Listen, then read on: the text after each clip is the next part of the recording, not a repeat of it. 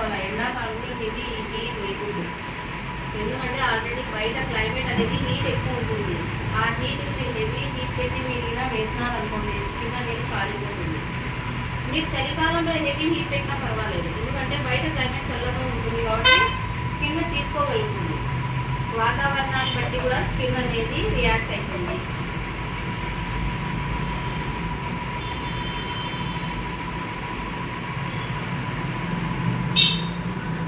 కంప్లీట్గా అప్లై చేసుకోవాలమ్మా. ప్యాచెస్గా కొంచెం కొంచెం అప్లై చేయడం, కొంచెం కొంచెం తీయడం చేసినారనుకోండి హెయిర్ అంతా మిస్ అయిపోతుంది.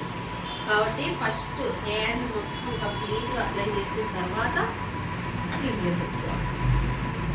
ఈ స్ట్రిప్స్కి 2 సైడ్స్ ఉంటాయి, ఒకటి రఫ్ ఉంటుంది, ఒక స్మూత్ ఉంటుంది. మీరు రఫ్ ఉన్న ఏరియాలు మాత్రమే అప్లై చేసి రావాలన్నమాట. బాగా ప్రెస్ చేయడం వల్ల మీకు ఇక్కడ క్లియర్గా ట్రాన్స్పరెంట్ అర్థం అవుతుంది. వ్యాక్స్ అనేది స్టెప్కి మొత్తం అప్లై ఉంది. అది కొంచెం పెయిన్ ఉంటుంది, ఓకేనా?